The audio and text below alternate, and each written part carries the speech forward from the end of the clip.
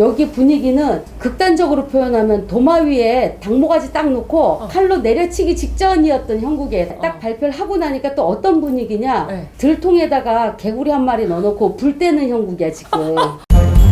안녕하세요. 오늘은 특별히 현장에 한번 가볼까 하는데 이번 이슈 224 공급대책이라고 해서 광명시흥 3기 신도시 확정 지역이 나왔습니다. 그곳이 과연 입지적으로 어떤지 말들도 너무 많은데 그곳을 샅샅이 탐험하러 갑니다만 우리가 제일 중요한 거 입지에 있어서 어디나 우리가 얘기하는 게 있죠. 강남하고의 거리가 몇 분대 많이들 들어보셨을 거예요. 그래서 저희는 지금 강남 산성전자 본사 바로 뒤편에서 좀 시작을 하려고 해요. 지금은 뭐 철도나 이런 것들이 되어 있지 않은 곳이기 때문에 유일하게 지금 도로로 갈 수가 있습니다. 네, 그러면 이번 발표지에서 가장 그래도 중간쯤 되는 지역이 바로 시흥시 과림동인데 그래서 주민센터를 한번 쳐보겠습니다.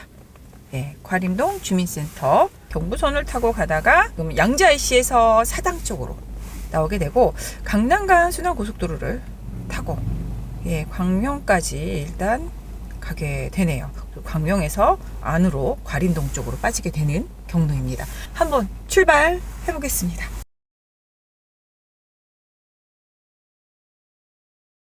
지금 이제 뭐 지나는 곳은 어딘가요? 서초-IC를 들어갑니다. 한산할 시간입니다. 뭐 1시 정도 됐거든요. 네, 편안하게 진입했습니다.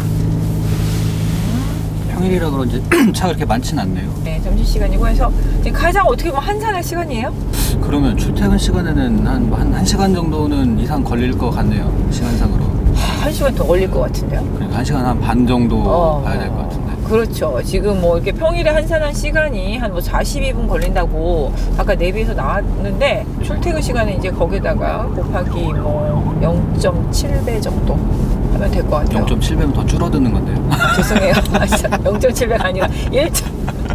신도시 들어서려면 뭐 먼 얘기긴 한데 차 가지고 왔다 갔다 하거나 뭐 이런 거는 쉽진 않겠네요. 철도 교통이 안 되면은 좀 어렵겠네요. 지금 위례 같은 경우가 네. 차 입지적으로 서울에서 가깝고 강남하고 특히 가까운 곳 아닙니까? 그런데 지금 그쪽에 들어선다라는 철도 언제 들어서나요? 위례 지금 신사선. 예, 위례 신사선, 뭐 위례 트램 아직 들어서지 않았잖아요. 네. 그러면서 굉장히 교통지옥을 겪는다고 실제 거주하고 있는 뭐 거주민들한테는 언성이 높습니다.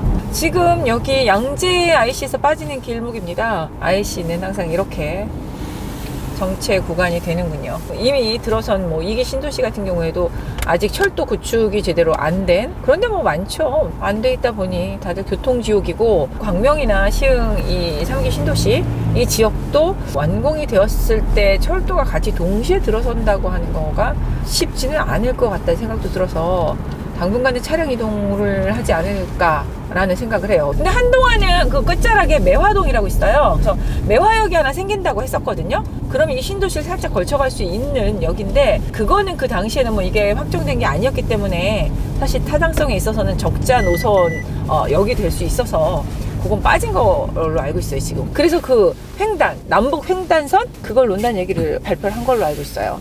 지금 가는 도로가 이게 지금 사당 IC로 진입해서 들어가는 거거든요. 아마 강남간 순환도로를 타기 위해서인데 순환로 타는 진입로 들어갑니다. 그 선상에서 보면 과천하고 나란히 이제 서쪽으로 가게 되면은 3기 신도시 시흥 광명 신도시 그 확정지역이기 때문에 입지적으로는 서울에서 인접해 있는 거 맞아요. 그죠? 지금 금천 진입했습니다. 순환도로는 여기까지 가는 거고 이제 빠지겠죠. 역시 강남 순환로 타고 오니까 좀 빠르네요. 네. 바뀌지만은. 네, 그래서 강남 순환로가 굉장히 금천이랑 광명 쪽을 가깝게 하면서 광명이 여러 가지 뭐 아파트 가격이라든가 시가가 올랐던 것 중에 하나가 이 강남간 순환도로가 뚫리고 나서 영향을 미쳤다는 얘기도 하고 뭐 광명역 쪽은 뭐 집값이 뭐 거의 뭐 15억 이제 가까이 다 갔으니까. 평당 4천 정도 되는 가격입니다. 그래서 그쪽에 이제 새로 지은 아파트들이라고 하던데 뭐 자이라든가 프로지오 뭐 그런 것들이 있는데 지금 그러니까 센트럴 자이가 지금 뭐 15억 거의 네, 가까이 15억 정도 하고 있어요. 지금 지금 저기 보이시는 게 이제 광명 쪽으로 진입을 했는데 그림이 확 달라지는 게 보이나요 지금? 여기가 끝자락 광명역의 지금 바깥쪽 도로를 보고 있는 건데 그 안쪽으로는 이제 어마어마하게 여러 가지가 많이 들어 있습니다. 거의 이제 도착을 했습니다. 지금 과림동 주민센터 쳤는데요.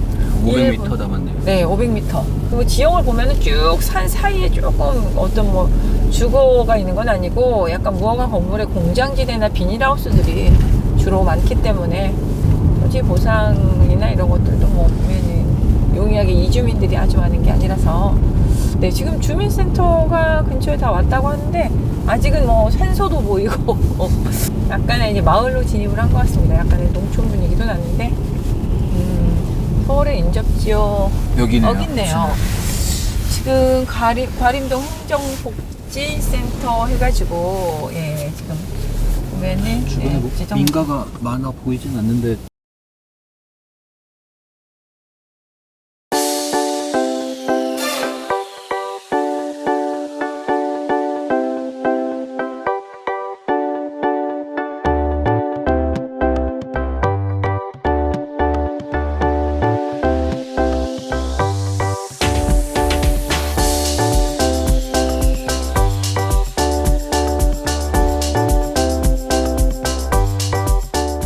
한번 인근에 있는 부동산에 가서 공인중개사 사장님께 여기 분위기가 어떤지를 잠깐 살펴볼까 하는데요. 그럼 한번 들어가 보시죠.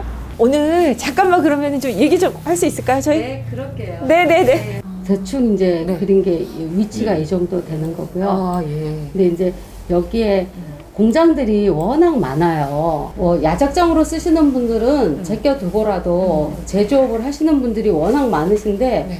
이게 이제 2010년부터 수용한다고 한번 발표를 했던 자리이기 때문에 그렇죠. 그때 당시에 이분들이 이사갈 자리를 막 한 1, 2년 동안에 2011년, 10년 그 뒤에는 막 다른 데 대체부지도 해놓고 했었다가 이주할 곳을. 예, 근데 이제 무산이 돼버렸잖아요. 네. 그래서 이제 다시 주저앉으신 거예요. 여기 분위기는 네. 극단적으로 표현하면 도마 위에 당모가지 딱 놓고 칼로 내려치기 직전이었던 형국의 다들 분위기가. 그러면은 뭐 지금 발표 났다고 해서 네. 어머 우리가 났네가 아니라 예, 드디어 올 것이 왔구나. 이제 올 것이 왔는데 딱 발표를 하고 나니까 또 어떤 분위기냐. 네. 들통에다가 개구리 한 마리 넣어놓고 불 때는 형국이야 지금. 정말. 예.